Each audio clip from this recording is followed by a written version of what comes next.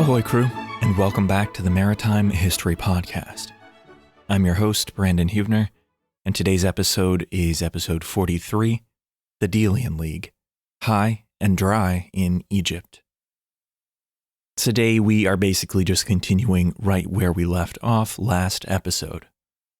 In some ways then, this is almost a part 2 in conjunction with episode 42, where we saw the conflict between the growing power of the Delian League in the Aegean against the attempts that Persia made to try and blunt or slow that power in the 470s BCE down to the double battle at Eurymedon River, where we saw Cimon lead naval and land victories both on the same day that we roughly place in the year 469 BCE. We have already discussed how the Delian League began as an anti-Persian coalition in the Aegean, led by Athens, who stepped in at the request of those many Ionian cities. Over the course of years, the structure of that league led to Athens becoming the hegemon in that entire region, all of course built on the base of their sea power. Some league members began to regret their decision to join, and that is if they even were given that option. Some of them were just forced in. This tone, generally speaking, increased after Persia was severely defeated at Eurymedon, because after that defeat, the clear question became one of why the Delian League was any longer necessary if Persia, which was the whole point of the league forming to begin with, was no longer a true threat. Discontent spread within the league, as we will see even more today. But despite this, Athens was still flush with cash, and they had the large navy that had been built up and was under her control too. Athenian power is what caused Persia to attempt their buildup that we discussed last time, and Athenian power also concerned the Spartans and their allies in the Peloponnese. So it's on that footing that we are going to now jump back into things following the Delian League's victory at Eurymedon. There are really two fronts of war to try and work through for us today, so we will do our best to tackle them both and to keep the threads from becoming tangled or too tangled. The best way to do that, in my mind, is to just tackle them in order. So let's begin with what scholars officially call the First Peloponnesian War.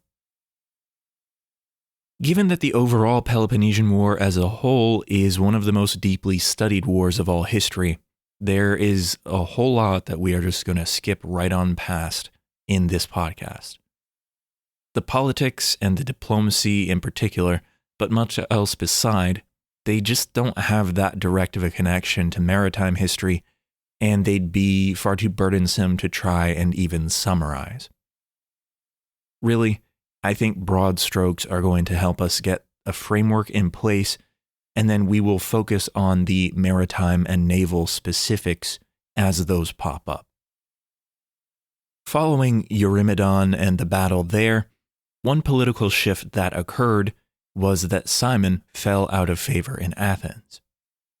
Pericles became the rising star, and as he assumed a position of power, he was able to institute some democratic reform in Athens, reforms that were brought about partially because of the great wealth that the Delian League had funneled back toward Athens. Cimon fell out of favor there when the political winds shifted, and this was not at all helped by the fact that he had a reputation as being a bit of a Spartan sympathizer. He was reputed to appreciate Sparta's, Spartan culture, to reduce it to the modern shorthand.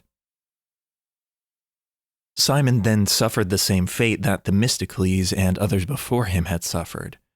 In 461 BCE, he was ostracized from the city. The other leading democratic leader in Athens was a man named Ephialtes, and he was murdered in the same year. So with both of these other leading men off the scene, Pericles assumed a pretty sole leading role in Athens in 461. Now, one event that had occurred in the years prior to this leadership change involved yet another rebellious Delian League member, but this one had the unfortunate added element of Sparta becoming roped into things too. And that is an element that wasn't really in the mix during all of the events that we talked about last episode. In 465 BCE, Athens founded a colony called Amphipolis on the Strymon River in generally what we can call Thrace. It's on the far northern coast of the Aegean Sea, although it's in modern Greece as it's defined today. The island of Thasos is in this same general vicinity of the northern Aegean, so when Athens decided to set up a colony in the neighborhood, Thasos became concerned that Athens seemed to be encroaching on her personal interests in the gold and the silver mines that dotted the mountain range in the region where Thasos was. Thasos was a member of the Delian League, formally speaking, but in 465, with Athens encroaching, she took the drastic step of going to request direct assistance from Sparta, all with the hope that this would discourage Athens from getting too involved in the region. Sparta had to decline the offer, although maybe they were disappointed that they had to do so. The reality is they were busy back at home, dealing with what was, up to that point, the largest revolt of her Helot population that had ever occurred. A devastating earthquake had hit the region there and effectively flattened Sparta, and the slaves seized the chance to try and break free.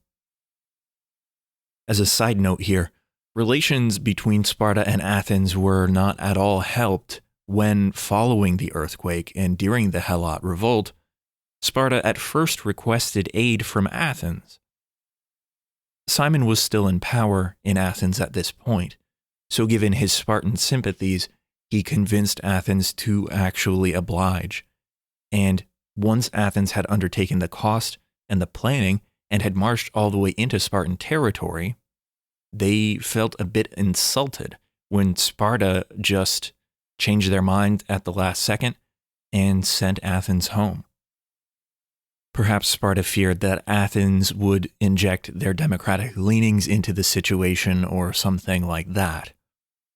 Either way, this whole incident deeply offended Athens, and it was one domino in the chain that led to the ostracism of Cimon as well. The broader point is the step that Thasos later took when she asked Sparta to intervene against another Delian League member, simply because Thasos was displeased and was, let's be honest, the weaker party.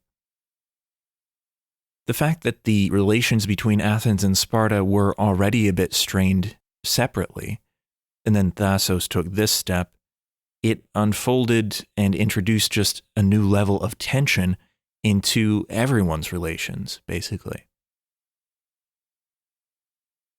As reprisal for Thasos trying to get help from Sparta, Athens and the other participating league members laid siege to Thasos. And this is another example of the Delian League leveling severe punishment on a member that had effectively tried to leave the league. The walls of Thasos were demolished after a 2-year siege ended in surrender. Then Thasos had her land, her entire navy, and all of her wealth taken by Athens, and she was humiliated and forced to pay tribute from then on. So the siege of Thasos really is a marker in the evolution of the Delian League and its relation to Sparta too. After the siege was concluded, Athens turned her attention toward planning for potential future conflict with Sparta.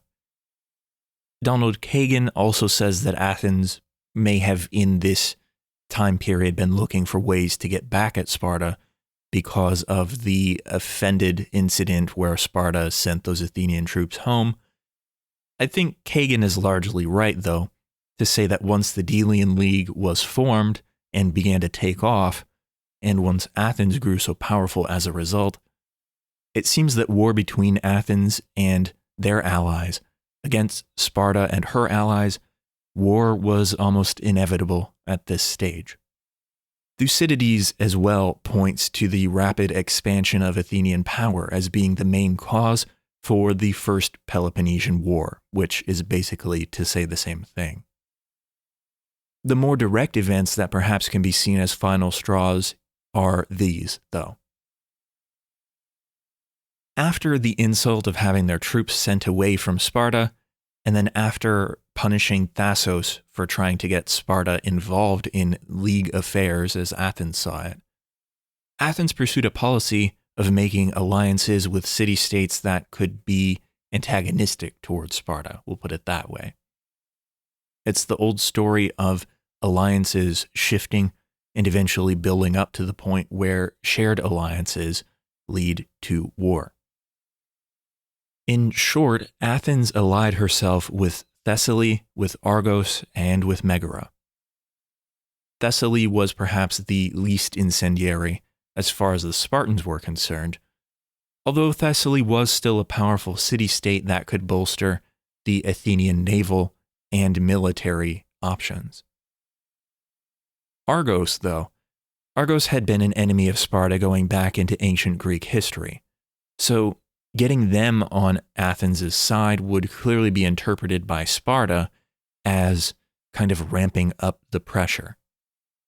Argos was also a very close neighbor of Sparta and was located on the Peloponnese, so this is Athens forming an alliance with one of Sparta's closest enemies in the geographic sense. The final alliance here is the most notable for me. This is the one with Megara. Megara had previously been allied with Sparta, and traditionally she had been an enemy of Athens, or at the very least just not on good terms with Athens. But in this time frame, Megara found herself in a border dispute with Corinth, right in the years prior to 460, and this dispute saw her leave the Peloponnesian League and formally decide to join the Delian League instead.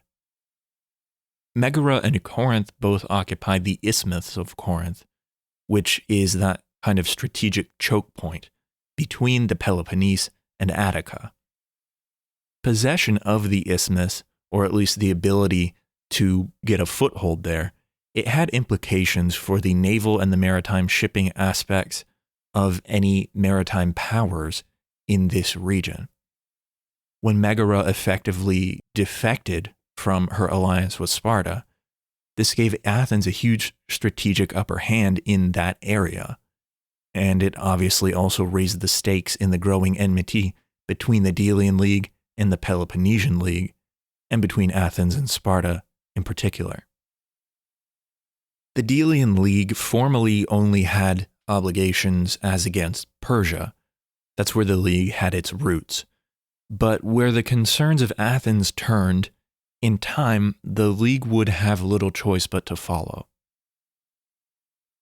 In the interest of keeping our narrative flowing at a reasonable pace, we'll try to hit the high points of the First Peloponnesian War. I will say before we look at the events in Greece that the other theater where Athens became embroiled in 460 was all the way down in Egypt. Scholars often question the thinking behind this move from the Athenians, because on its face, it truly does not make sense why Athens would have chosen to deploy significant fleet and force contingents into two widely separated theaters, one being in the Peloponnese and the areas closer to Athens, but the other being first at Cyprus and then into the Nile Delta. We are basically forced to assemble the most logical timeline that we are able to, with fragmentary comments from Thucydides and a handful of other ancient writers. But it does seem that the alliance with Megara had just been made, and that hostilities back in the Peloponnese had not quite taken off yet, when in 460 BCE, Athens received a request from Egypt that they may have felt was just too good to pass up. In 460, Athens received an invitation from a man named Inaros. He was a Libyan king who managed to kickstart a rebellion that swept Lower Egypt and the Delta. Remember, Persia had controlled Egypt going back 60 years or more, back almost to the time of Cyrus the Great.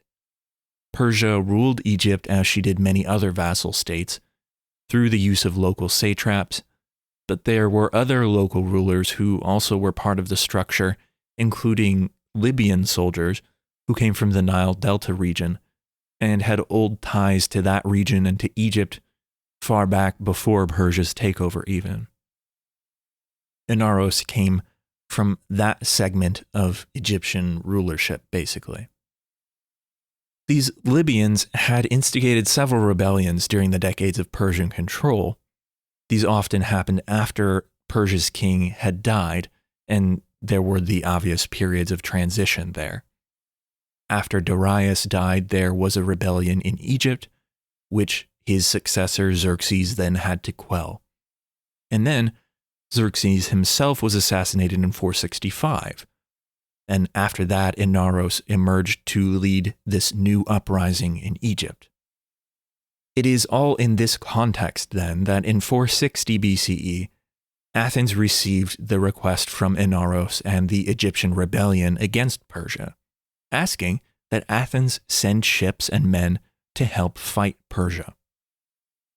The anti-Persian purpose of the Delian League no doubt influenced their decision to respond. It's likely, too, that the wealth of Egypt, both in goods and in agricultural produce, these had to have also been attractive reasons for Athens to jump into the fray. Still, though, given what we know about the escalating tensions with Sparta, it is a bit odd that Athens would have elected to spread her force so thinly. Maybe the most logical explanation is just that Egyptian involvement against Persia was, formally speaking, that of the Delian League as a whole and all of her member city-states. While the quarrels with Sparta, with Corinth, with Aegina, those that we'll talk about in a moment, these were more on the level of personal issues between Athens and those other city-states. That's a possible explanation. We don't know for certain, though. What we do know is that in 460, the Delian League already had a contingent of 200 ships that were engaged in a campaign off the island of Cyprus, but we don't have too many other details about what they were doing there. In response to the request from Inaros, Athens and the League diverted these 200 ships, and they sailed south to Egypt, entering the Nile and quickly winning a series of victories that gave Athens and the rebel Egyptians control of about 2/3 of the Nile Delta region. That's the calculation or the total that Thucydides gives us. The most noteworthy clash in this early stage occurred at the Battle of Papremis in 460. Here, a land battle was the main focus of events, and it saw the Athenian and the rebel army manage to win victory against Persia despite being pretty heavily outnumbered. There was also a naval side to the battle here too, and we read that a Greek commander named Charatamides led 40 Greek ships against 50 Persian ships, and Athens managed to win a comprehensive victory, according to an ancient writer named Ctesias. He writes that the Greeks captured 20 of Persia's ships and sunk another 30, which is a pretty astounding total. It means that they cleared Persia's map entirely. We don't have any other details, and there are no other sources that back up this portrayal either. So it bears mention that scholars pretty generally and widely view the claims in the writings of Ctesias as being surprisingly unreliable. If we're forced to remove his details then from the narrative, we aren't left with a whole lot. Just keep that in mind, I suppose, as we talk about things today, but I will point out if Ctesias is the sole source for any fact. Most of the other items we'll discuss are confirmed by Thucydides or by Diodorus.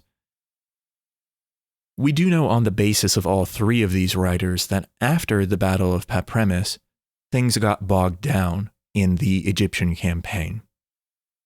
The parts of Persia's army that survived that first battle and remained in the area managed to link up with some loyal Egyptians, and together they found refuge in a citadel in the city of Memphis, the place known, at least as Thucydides tells it to us, as the White Castle. No idea if this place has any ancient connection with Sliders or that most famed of fast food establishments with which we American Midwesterners are probably familiar. I kind of doubt there's any association, but in any event, Persia took refuge there in the White Castle, and the Delian League and rebel Egyptians settled in to lay siege. It's from this point forward that the timeline gets a little murky, and it's here, too, that Athens begins fighting almost 2 wars at one time. So advance apologies if things get a little hard to follow. Thucydides, as always, is the best framework that we have, so that's where most of the remaining discussion will be based. The best segue to the next phase is one that we can find in Thucydides. He says that after the Persian army had been defeated at Papremis and was then under siege in Memphis, Artaxerxes, the new Persian king, he sent Megabazus to Sparta with money to bribe the Peloponnesians to invade Attica and so draw off the Athenians from Egypt. It seems that Sparta was unwilling to do so, maybe because they already were involved in some hostilities back in Greece, and Sparta just couldn't afford to undertake a full-on invasion of Athens, given everything else that was unfolding at that time.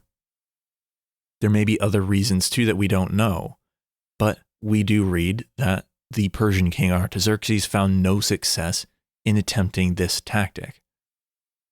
I do think it's notable still, though, because it's a pretty clear sign that the ancient world was well aware of how strained the relationship between Sparta and Athens had become, and the Persian king must have thought it no trouble to at least see if Sparta would go defeat Athens on his behalf.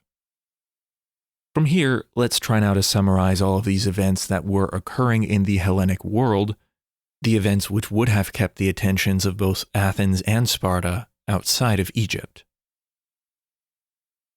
The best one-stop example of how far-flung the involvement of the Athenian people was in the year 460-459, this example comes from an inscription that lists those who died from the Athenian tribe of Erechtheus. This inscription was followed by the names of 185 Athenians, all who died in the same year. The inscription reads, quote, "Of the tribe of Erechtheus, these men died in the war. In Cyprus, in Egypt, in Phoenicia, in Hellas, in Argos, on Aegina, at Megara, in the same year." The end there, in the same year, is in all capital letters, so that's definitely the notable part. The other notable part is that oftentimes the deaths of Athenian tribes in wars abroad, these were listed on inscriptions with one tribe following the other. In this case, though, because there are 185 names of Athenians who died just from one tribe, only one tribe makes up this inscription. The point being, there must have been so many deaths spread across all these various theaters that they couldn't fit them on one inscription. We've already seen today how some of these Athenians would have died in Egypt, and although the reference to Phoenicia and any fighting there is a bit mysterious, it isn't mentioned in any other source, it is possible that there was fighting connected with Phoenicia that we just don't know about. Cyprus also was a site of conflict for which we don't have much detail, but what about these others that are listed? Well, the reference to Hellas is shorthand for a land battle where Athens was defeated by forces from Corinth and Epidaurus. Not much to say about that one, but there was also a naval battle that occurred in this same phase, or Thucydides lumps it together in his narrative anyway. We don't know much else about it, other than that Athens won victory at sea against a Peloponnesian fleet off the small island of Kekrophileia. Donald Kagan again sums it up well by just saying, quote, "The first battles of this war were ominous. The Athenians lost on the land and won on the sea." And that's really going to be a good theme for us going forward. The naval victory at Kekrophileia only served to anger a perennial enemy of Athens. This is the island of Aegina. They then opted to enter the war in full force, which they hadn't done up to that point. You may recall them in episode discussions past as being an island that had maritime history older than most of the great powers of Greece of that time. And Aegina joined their naval force with the force that the Peloponnesians already had, and this led to a much larger naval confrontation with Athens that occurred off the island of Aegina. We again don't have much detail other than what Thucydides gives us, and in this case he says that, quote, "There was a great sea battle off Aegina between the Athenians and the Aeginetans, each being aided by their allies, in which victory remained with the Athenians, who took 70 of the enemy's ships, and landed in the country and commenced a siege." While Athens had Aegina under siege, Sparta tried to then land 300 hoplites on the island to break the siege on behalf of her ally. This attempt was apparently unsuccessful. Aegina was forced to surrender as the siege wound down, and in response, Athens did what we've seen her do already. She stripped Aegina of her navy, tore down the city walls, and basically forced them into joining the Delian League and all the tributary requirements that came with that privilege, I guess we could call it.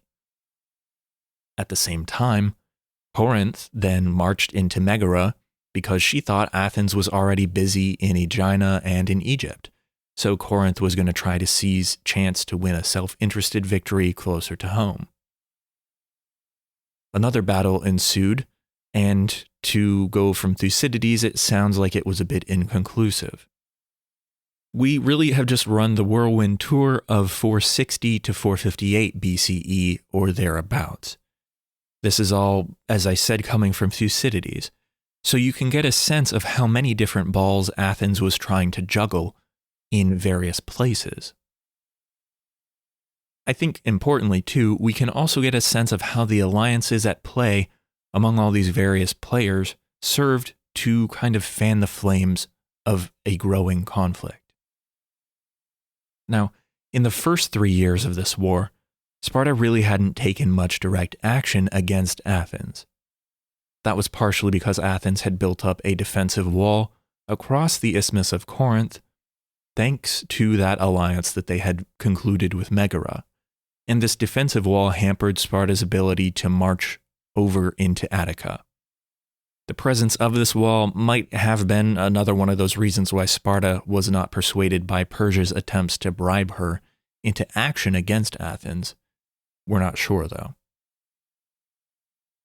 Now, there are tons of internal politics and other wrinkles connected with Sparta and the campaigns they were involved in. Things not as closely linked to the maritime history aspect of Athens, which we need to focus on here. The point that bears making is that in time, Sparta did begin to get more involved directly, such that Athens felt the danger begin to ramp up, we could say. In response, Athens finally undertook construction of the famed long walls that would connect the city of Athens proper with her ports of Piraeus and Phaleron, which were about 5 or 6 miles removed down on the coastline. The idea of doing this had been around for a while in Athens, but they never managed to fully build anything that would protect the city until this direct confrontation with Sparta became a more imminent threat. As we definitely know by now, Athens had her eggs pretty fully in the basket of naval power, especially compared to the hoplite strength of Sparta. So, the building of these long walls was effectively a way to help Athens withstand any siege that Sparta might later bring. Athens may get surrounded, but as long as a connection to the sea remained, she could come and go and trade as she pleased effectively, always able to replenish the city's food and water needs too.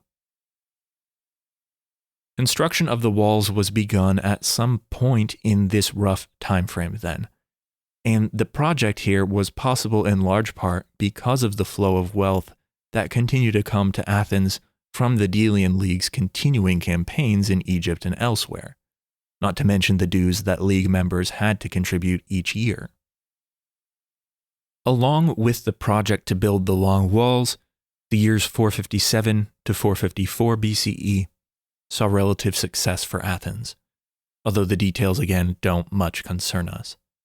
They involve battles against Sparta, Boeotia, Thebes, Phocis, and Chalcis. These battles were by and large land affairs, although Athens did use her sea power to sail against some coastal cities of the Peloponnese. Thucydides even alludes to the Athenian navy sailing around and, quote, burning the arsenal of Sparta, which could perhaps refer to them burning Sparta's dockyards. We just don't have enough detail to really get into any depth on these matters, though.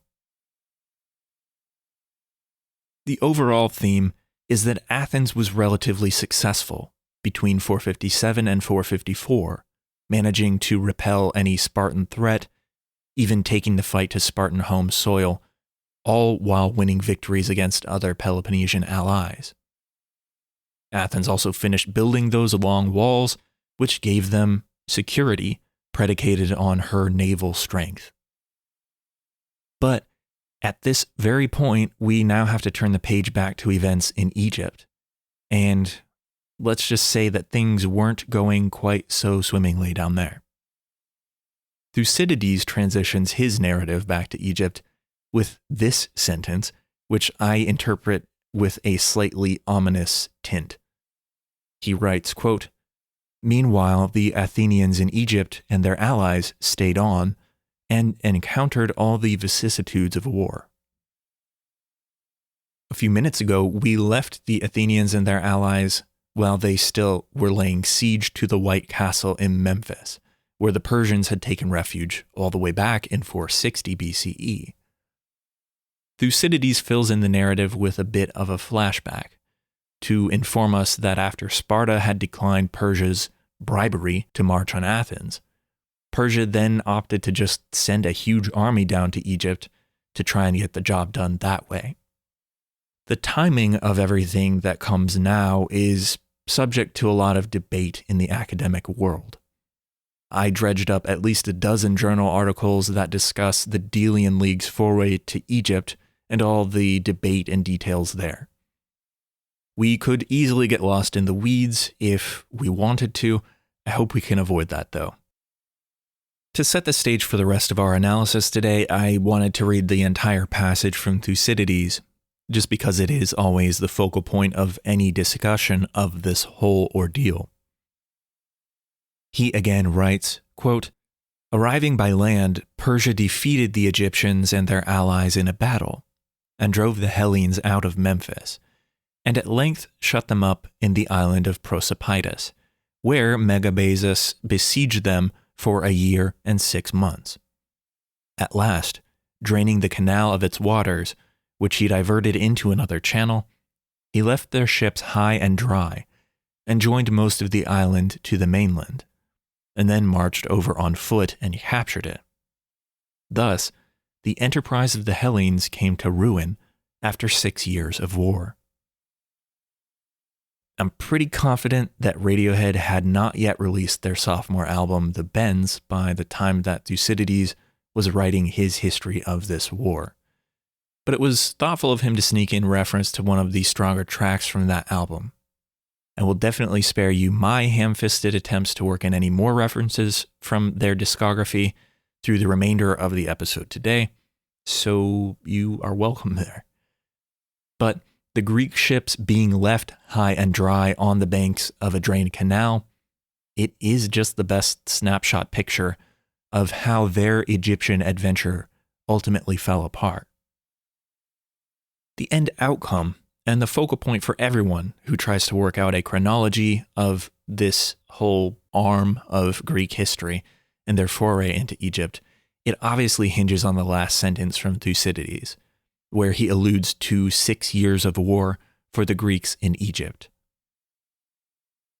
General consensus tends to land on what we've been using today, which is to say that the Greek involvement with the rebellion in Egypt probably began in 460 BCE, just slightly after their first steps to get embroiled with Peloponnesian alliances and all of that we already discussed. 6 years later, then, places the ruinous outcome as unfolding in 454, which again aligns with the good outcomes which they were seeing in Greece at that same time. Questions of timing aside, what actually happened to them in Egypt and what was the significance? That's really what it comes down to. The short version is what Thucydides tells us. It seems that once Persia realized the gravity of the situation, a large army was assembled to go relieve their defeated brethren who were under siege behind the walls of the White Castle. And I'm sorry, I still can't help picturing the modern burger chain. Every time I say that name, I apologize. Here is an interesting question, though. Why did Persia care so much about retaining control of Egypt? As we said earlier, I think a lot of it comes down to the agricultural wealth that flowed out of Egypt and was being taken back into Persia. Although there are also some elements of historical rivalry between Egypt and Mesopotamia that probably are in the mix. And Persia, when her empire, the Achaemenid Empire, swept the region there, she kind of stepped into that role of the Mesopotamian power during her height. So there may have been some just hardwired enmity between them and Egypt. This is all, of course, not to mention, too, Egypt was a big source of triremes and ships that helped make up Persia's naval power on the Mediterranean. And as we've seen, Persia didn't have this power and these sources of ships inherent in the empire. She had to keep pulling them from some of the areas that she had conquered, which did actually border the Mediterranean. If you'll recall, ships from Egypt played big roles in most of the major naval battles that we have witnessed thus far when Persia clashed with Greece around the Mediterranean and the Aegean. So, Persia at this stage, having already been repelled from Greece and from Asia Minor for the most part, she really couldn't afford to lose Egypt too. Here then, we can begin to see why a large army would have been sent down there to expel the Greeks and to stop the rebellion. Many of these same reasons, though, are probably why Greece thought that it was worth the risk to get involved down in Egypt against Persia. And agricultural wealth was probably the chief among the reasons. But taking away Persia's last big source of ships might have been another reason for the Greeks to get involved. We have also discussed that Greece had trade colonies and presence in places like Naucratis in Egypt.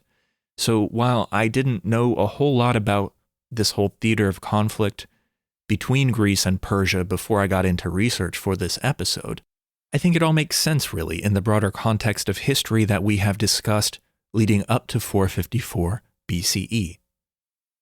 Back to the story, though.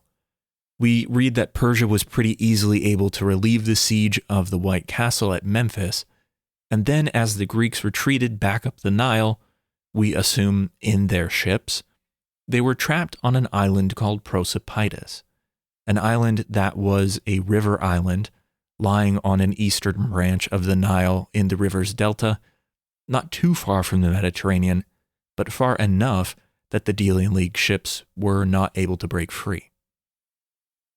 We read from Thucydides that this siege then lasted for a year and a half, and it was ended when Persia diverted a canal that had been built off of the Nile to turn that side of the island into dry land. The Delian League ships were then left high and dry, as one translation of Thucydides puts it, leading to the ruin of the League's Egyptian enterprise. Most of the Greeks that were under siege there were killed by the Persians, although apparently a very small group survived by marching west across the Libyan desert all the way to Cyrene, which was a distance of about 1,000 kilometers. The instigator of Egypt's rebellion, Inaros, was crucified by the Persians in the end, so it's really brutal stuff all around. Then, to cap things off, Thucydides tells us that a relieving squadron of 50 triremes from Athens had already set sail en route for Egypt to join the Greeks down there, an infusion of fresh blood, if you will. Not being aware of the fate of their brethren, though, they put to shore at the mouth of the Nile, and they were instantly enclosed by land troops on one side and then by a Phoenician navy that circled in behind them. Almost all 50 of their ships were lost, and Thucydides concludes the saga by saying, quote, "Such was the end of the great expedition of the Athenians and their allies to Egypt." The real question for our purposes in the wider context of the Peloponnesian Wars is how many ships did the League and Athens lose in this Egyptian debacle, and what were the true consequences? It seems fairly clear with the roughly 50 ships that were lost at the very tail end of the entire debacle. We can say that for sure. These 50 were lost almost entirely. Otherwise, the general academic debate has centered upon whether the League truly would have had 200 ships in Egypt for the entire 6-year length of their foray, or if there is perhaps more to the story that was just left unexamined by Thucydides. In my view, it seems almost certain that the second option is closer to the truth. Thucydides only puts the number of Delian League ships as 200 when he's describing that the ships first made their voyage from Cyprus down to Egypt in response to that initial call to join the rebellion in 460.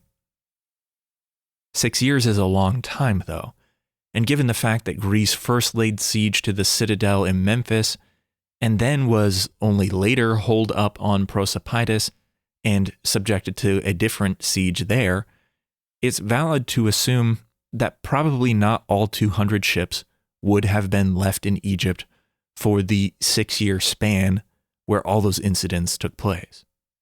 An article written by a historian named Eric Robinson, published in the University of California's journal Classical Antiquity, is the article that I have found to be the most enlightening. Sources are always going to be on the website in case you want to get lost in the weeds yourself, but as we wrap up today, I'll try to boil this all down to the salient points and arguments that he makes. A first revealing point involves the number of men that a force of 200 triremes would have actually required.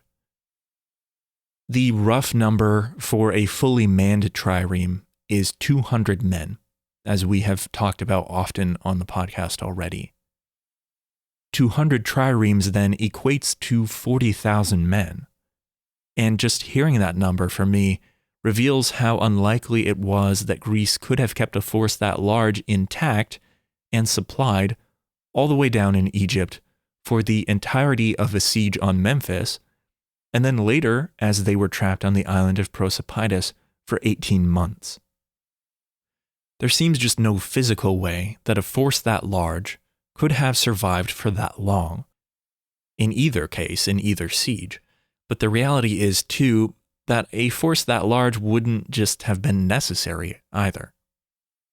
For me, that's the most important point. They just wouldn't have needed a force that large, and as we've seen, they had lots of other things to be worried about in other places. It seems much more reasonable to draw a conclusion that we're basically forced to draw on little basis other than logic. No direct evidence exists in any of the ancient sources to confirm what we assume here. But given the totality of the circumstances, it just makes sense that the Greeks would have only maintained a constant presence of 40 to 50 triremes in Egypt once that first season of the campaign had wound down. They won quick victories in 460 BCE, but once the siege settled in, 200 triremes would not have been needed or even useful, and they were no doubt put to use elsewhere or returned to their home ports for repair over the winter, the non-sailing season in the Eastern Mediterranean. I think, too, the somewhat tight geography of the Nile's delta branches and the canals built off of them, it also kind of dictates that 200 triremes would not have been needed there for an extended duration of time. Again, there is no direct evidence for drawing that conclusion outside of logical deduction based on geography, other occurring events in the Aegean and elsewhere, and also the nature of sieges and how they work. But I tend to agree with Robinson that it seems most likely that the League would have maintained 40 to 50 ships in Egypt each season, and they could easily have rotated these ships each season as needs required. All of that leads to a conclusion that still aligns with the assessment of Thucydides, and that is an important element. The League and Athens could have lost up to 100 triremes in this ruinous year of 454, which may have included the loss of up to 20,000 men along with the loss of the ships. Losing all of this was not enough to trigger collapse of the League or of Athens, but it no doubt would have been the largest loss sustained by both entities up to that point, and it had to have been doubly impactful, seeing that it occurred completely apart from the more direct and still escalating pressures applied by Sparta and the Peloponnesians.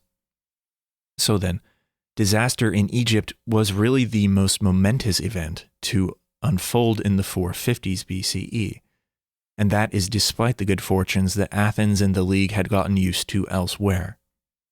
But one major defeat like that would certainly be enough to temper any prior good fortunes. There isn't a whole lot else to add in conclusion today, other than two events. The first is what most historians label as the clear and simple point where the Delian League transformed into an Athenian empire.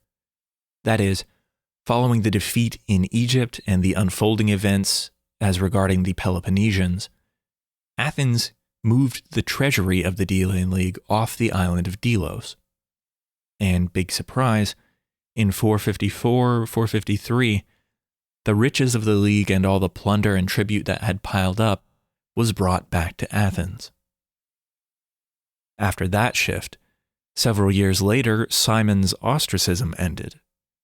He had endured the entire 10-year duration of that exile, and then one of his first acts upon returning to Athens in 451 was to help broker a truce between Athens and Sparta. Simon seems to have accepted the democratic reforms and the leadership of Pericles, although some historians argue that that's just because Pericles had become so powerful that Simon had no realistic alternative.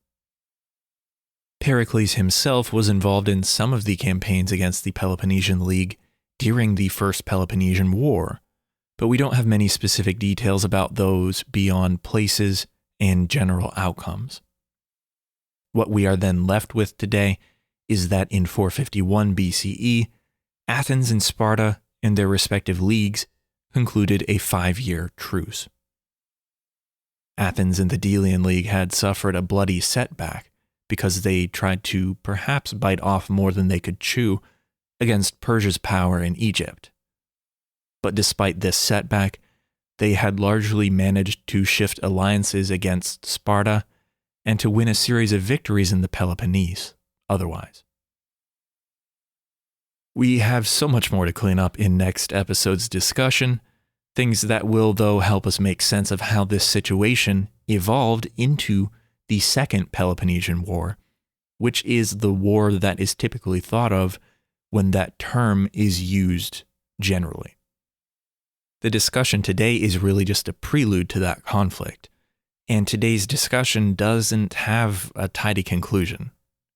Athens was bloodied, as we said, and in many ways the failures in Egypt and the emergence of an Athenian empire also led to members of the Delian League showing open opposition to the situation over and above what we have discussed in past episodes. Kagan refers to the time of the 5-year truce between 451 and 446 BCE as the years of crisis in the Aegean. So we will do our best to unpack that and a whole lot more as we move forward. I also don't have a whole lot to add as we wrap up today. Just to say thank you as always for tuning in and supporting the podcast. A number of supporting members have joined the crew recently, so many thanks to David, to Ed, to Joe, to Dylan, and to anybody I might have overlooked for your step of offering your support. A new member episode will be hitting the Patreon and the supporter feed soon to discuss something that I mentioned in the last episode. That is the topic of how Simon and Athens used the mythology of Theseus to push the idea of Athenian maritime power in the 460s and the 450s. I think it'll be enlightening. Those types of topics are always personal favorites of mine. As always, crew, if you're able to leave an iTunes review or review on whatever podcast platform you tend to opt for, that is always helpful and appreciated even if you can't join the crew. Even though just sharing the podcast with a friend who you think might enjoy the material is also a huge help, and I appreciate those steps just as much as any other. Thank you for your continued interest and support in the podcast, everyone. And until next time, fair winds and following seas from me here at the Maritime History Podcast.